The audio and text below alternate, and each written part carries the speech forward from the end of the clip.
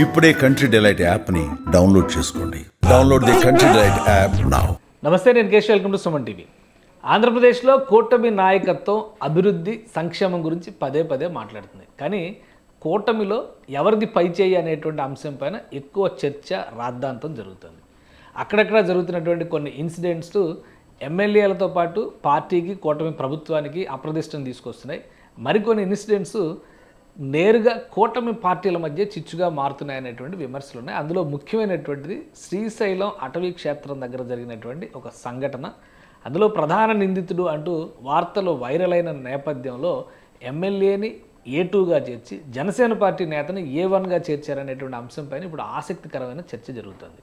పవన్ కళ్యాణ్ ఆదేశాల మేరకే, జనసేన అధినేతగా ఆయన సూచన మేరకే తప్పు చేసిన వారిని వదిలిపెట్టొద్దు అంటూ కేసు ఫైల్ చేశారనేది ఒక వర్షన్. అసలు ఏం జరిగింది, ఈ ఘటన వెనుక ఉన్నటువంటి పూర్వాపరాలు ఏంటి తెలుసుకునే ప్రయత్నం చేద్దాం. మనతో పాటు జనసేన పార్టీ నేత రజనీ గారు ఉన్నారు. రజనీ గారు నమస్తే.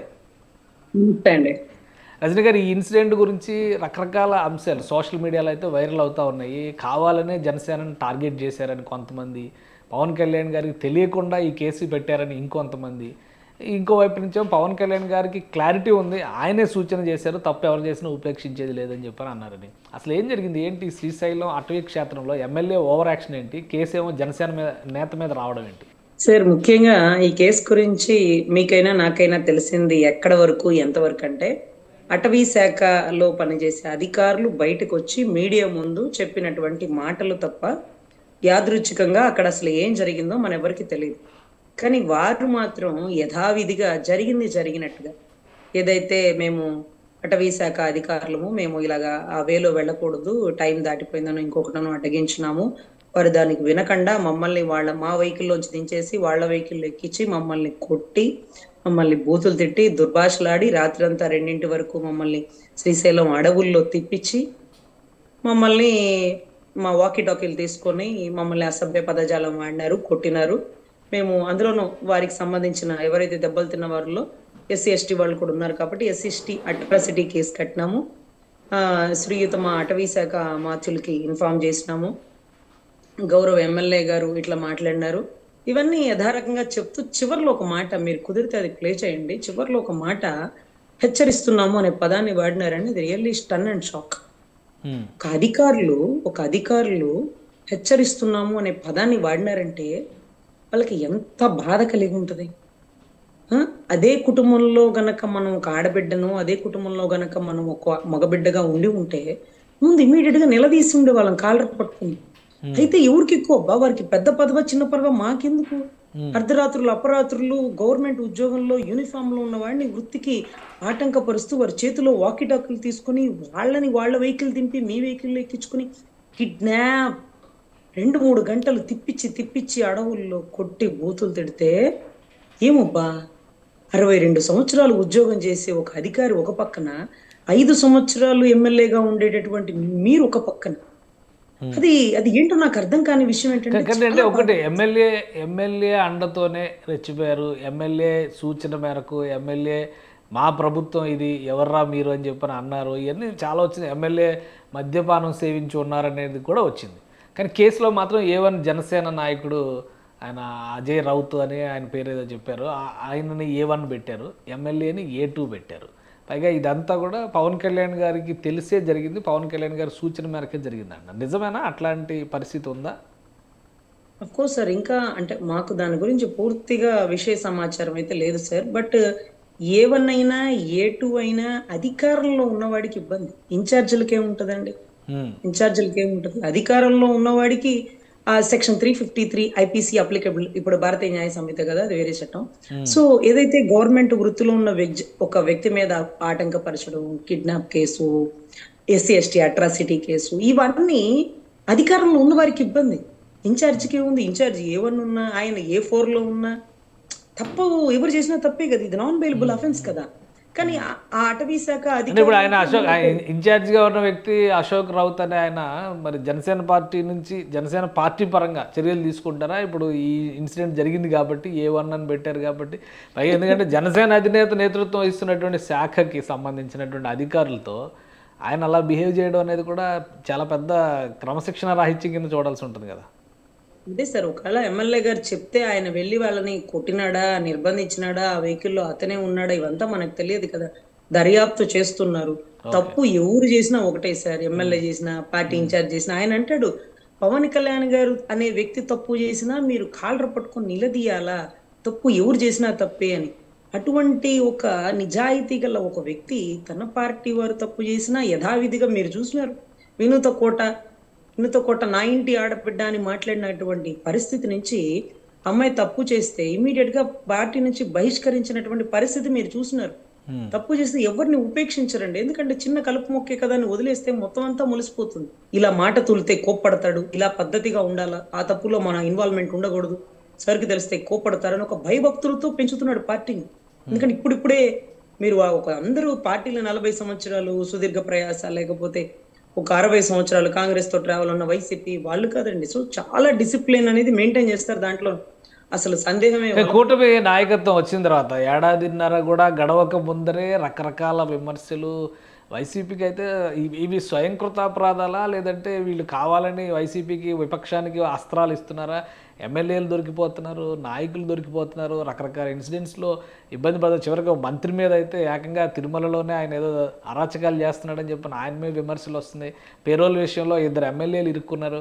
ఏంటి, ఎందుకు ఒక సమన్వయం, క్రమశిక్షణ, డిసిప్లిన్ అని పదే పదే మాట్లాడేటువంటి కూటమి నాయకత్వం కానీ, నాయకత్వంలో ఉన్న పార్టీల నాయకులు కానీ కంట్రోల్ చేయలేకపోతున్నారా? ఎందుకు వస్తున్నాయి ఈ ఆరోపణలు, విమర్శలు పదే పదే? చేతికి ఉన్న 5 వేళ్ళే ఒకేలా ఉండవు. కూటమిలో ఉన్న ముగ్గురు పరిస్థితులు కానీ, లేకపోతే వాళ్ళ దగ్గర పనిచేస్తున్నటువంటి వాళ్ళ దగ్గర ఉన్నటువంటి ఎమ్మెల్యేలు కానీ, ఈ మధ్య చంద్రబాబు గారు కూడా మీటింగ్ పెట్టి ఎమ్మెల్యేలకి బాగా స్ట్రిక్ట్ గా ఆర్డర్స్ ఇష్యూ చేసినారు. మీ వల్ల పార్టీకి ఇబ్బంది జరగకూడదు, చాలా క్రమశిక్షణగా ఉండండి, లేకపోతే డిసిప్లినరీ యాక్షన్ తీసుకునేటటువంటి పరిస్థితి ఆవశ్యకత వస్తుంది, చాలా స్ట్రిక్ట్ గా ఉంటాను అంటూ చెప్పడం జరుగుతుంది. మాకైతే అసలు మాది ఎప్పుడు స్ట్రిక్ట్ గానే ఉంటది, అసలు దాంట్లో సందేహం ఏముండదు. సో ఈ పరిస్థితి ఏం జరుగుతుందంటే సార్, తనని తాను తగ్గించుకున్నాడు వాడు హెచ్చింపబడతాడు అని మా అన్న కొటేషన్. ఎంతవరకు తగ్గించుకుంటాడు, ఎంతవరకు తనని తాను తగ్గించుకుంటాడు అనేదే పేషెన్సీ, ఆయన ఓపిక. సో ఇక్కడ పార్టీలో ఎవరు తప్పు చేసినా, లేకపోతే పార్టీ ఎమ్మెల్యేల మీద పెద్ద పెద్ద ఛానల్స్ లో విమర్శలు సంధిస్తున్నా, పార్టీలో ఏది జరుగుతున్నా ఆయన ఓర్పు, నేర్పు అనేది పరిధి దాటిపోయింది. అంటే ఎలా అంటే రాష్ట్ర అభివృద్ధి కోసం తనను త్యాగం చేసుకుంటున్నాడా అంటే ఎప్పుడు ఆయన కొటేషన్ ఉంటుందండి. ఒక ఊరి కోసం అంటే ఒక రాష్ట్రం కోసం ఒక ఊరు, ఒక ఊరి కోసం ఒక కుటుంబం అంటూ ఒక కొటేషన్ ఉంటుంది. ఒక దాన్ని కోల్పోయినా ఇంకొక దాన్ని నిలుపుకోవాలి అనేటటువంటి తాపత్రయం అనేది ఆయనకి బాగా ఉంది. ఇప్పుడు తేడా వస్తే జన సైనికులను కూడా ఉపేక్షించరా జనసేన అధినేత? సార్ ఫస్ట్ మన ఇంటి బిడ్డకి భయం చెప్పే తర్వాత పక్కింటి బిడ్డకి భయం చెప్తాడు ఆయన. ముందు అక్కడ ఏది జరిగినా ముందు మన ఇంటి బిడ్డకి భయం చెప్తాడు. అందుకనే ఫస్ట్ నెంబర్ 1 మేము జనసేన వచ్చిందంటే దాని అర్థం అక్కడ మొత్తం అంతా సమగ్ర విచారణ జరగ్గా అత్యుత్సాహం దాంట్లో ఎవరి పాత్ర ఎంత అనేది తెలుసుకోగా ముందు మన ఇంటి వాడికే దెబ్బలు పడతాయి, తర్వాత పక్కింటి వాడిని విమర్శించాలని ముందు నీ ఇంట్లో లోటుపాట్లు ఉన్నాయి చూసుకోమని ఎక్కడంటారా అని ముందుగా మాకు రూల్స్ అండ్ రెగ్యులేషన్స్ చాలా స్ట్రిక్ట్ గా ఉంటాయండి. ఒక్కొక్కసారి మేము మాకు ఇబ్బంది వచ్చినా అవతల వారు మమ్మల్ని ఇబ్బంది పెట్టిన పరిధి దాటి మాట్లాడకండి, కూటమి బలిష్టంగా ఉండాలి, రాష్ట్ర అభివృద్ధి మన అంతిమ లక్ష్యం, సర్దుకుందాం అనేటటువంటి ఒక కాన్సెప్ట్ ఉంటుందండి. కానీ ఇక్కడ కేసు ఇది. ఒక మాట ఇంకొక మాట, ఒక ఎమ్మెల్యే ఇంకొక ఎమ్మెల్యేని విమర్శించుకోవచ్చు, ఒక పార్టీ వాళ్ళు ఇంకొక పార్టీని విమర్శించుకోవచ్చు, కానీ ఒక అధికారుల జోలికి రానికూడదు, అది కూడా అటవీ శాఖ మంత్రి పరిధిలో ఉండేటటువంటి అధికారులని మీరు తిప్పించి కొడితే అధికారి భీమ్లా నాయక్ గెటప్ వేస్తే ఎలా ఉంటుందో తెలుసా? అధికారి 2 యాంగిల్ మీరు చూడాలనుకుంటున్నారా? తప్పు చేస్తే ఉపేక్షించడో తెలుసా? పాపం వాళ్ళు బాధపడుతూ కూర్చుని వీడియో చేస్తూ శ్రీయుత అటవీ శాఖ మార్చులకి విన్నవించుకుంటున్నాము అంటూ చెప్తూ చివరిలో హెచ్చరిక అంటూ ఒక పదం వాడితే నాకు నిజంగా చాలా కలుక్కుమందండి. ఇన్సిడెంట్ జరిగి ఇప్పటికి ఎన్ని రోజులైందో తొందరగా మనం యాక్షన్ తీసుకోవాలి. చాలా ఇది ధర్మం అన్నమాట. తప్పు ఎవరికి జరిగినా మనం ఉపేక్షించకూడదు. తప్పు జరిగిన వాడు చిన్నవాడేంటి పెద్దవాడేంటి, తప్పు కదా. అతన్ని యూనిఫామ్ లో ఉన్నవాడిని ఉపేక్షించడం ఏంటి, లేకపోతే వాడు వాకిటాకులు దాచుకోవడం ఏంటి, కిడ్నాపులు చేయడం ఏంటి, నీ బలం ఉందని చూపిస్తే తప్పు కదా. వాళ్ళు అధికారులు, ఎందుకంటే వాళ్ళ నాన్న కూడా ఒక కానిస్టేబుల్ కొడుకు ఎలా ఆలోచిస్తాడో మీరు సీఎం అయినా డిప్యూటీ సీఎం అయినా ఆయన స్థాయి ఎంతలో ఉన్నా సరే ఆయన ఒక కానిస్టేబుల్ కొడుకుగా ఆలోచిస్తాడు. మా నాన్న కూడా అదే శాఖలో పనిచేస్తున్నారు కదా, అదే డిపార్ట్మెంట్ లో కదా. అదే మా నాన్న జోలికి ఎవడన్నా వస్తే నేను ఎట్లుంటానో తెలుసా? నువ్వు కూడా మా నాన్న తిప్పించి కొట్టనికి. అంటే ఇప్పుడు అటవీ శాఖ మంత్రి బిమ్లా నాయక్ గా మారుతారేమో. మామూలుగా భీమ్లా నాయక్ అయితే లుంగి పైకి కట్టి కర్ర చేత్తో పడితే నా సాగరంగా అటవీ శాఖ ఎస్ఐనే కదా సినిమాలో.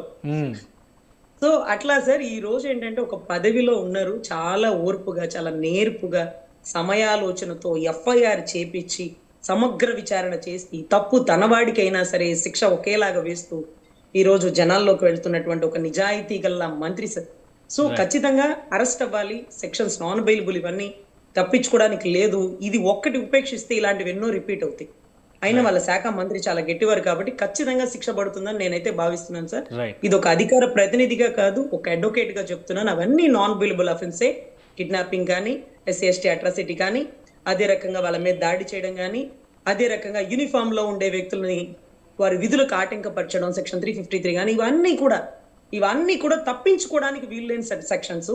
వారు ఓపెన్ గా అటవీ శాఖ అధికారులే ఒక ఎవిడెంటరీ స్టేట్మెంట్ ఇచ్చాక ఇమీడియట్ గా యాక్షన్ తీసుకోవాలి. కొంచెం లేట్ అయినా యాక్షన్ పక్కా జరుగుతుందని నేను భావిస్తున్నాను sir. Right, thank you Rajani garu విశ్లేషణ అందించినందుకు. ఇది తప్పు తమ వాళ్ళు చేసినా కానీ ఉపేక్షించే పరిస్థితి లేదు అని చెప్పిన అటవీ శాఖ మంత్రి హోదాలో పవన్ కళ్యాణ్ ఒక సంకేతం ఇచ్చారు. అవసరమైతే భీమ్లా నాయక్గా మారి కూడా తప్పు చేసిన వాళ్ళని శిక్షించడానికి ఆయన ఏమాత్రం వెనుకాడరు. ఎందుకంటే ముందు సొంత పార్టీలో డిసిప్లిన్ ఉండాలి, ఆ తర్వాత ఎదుటి వాళ్ళ తప్పుల గురించి మాట్లాడాలి అనేటువంటి తత్వం పవన్ కళ్యాణ్ గారిదని చెప్పని రజనీ గారు విశ్లేషిస్తున్నారు. ఇది special discussion. Keep watching. Suman టీవీలో మీ పర్సనల్ అండ్ బిజినెస్ ప్రమోషన్స్ కోసం కింది నెంబర్కి కాంటాక్ట్ చేయండి.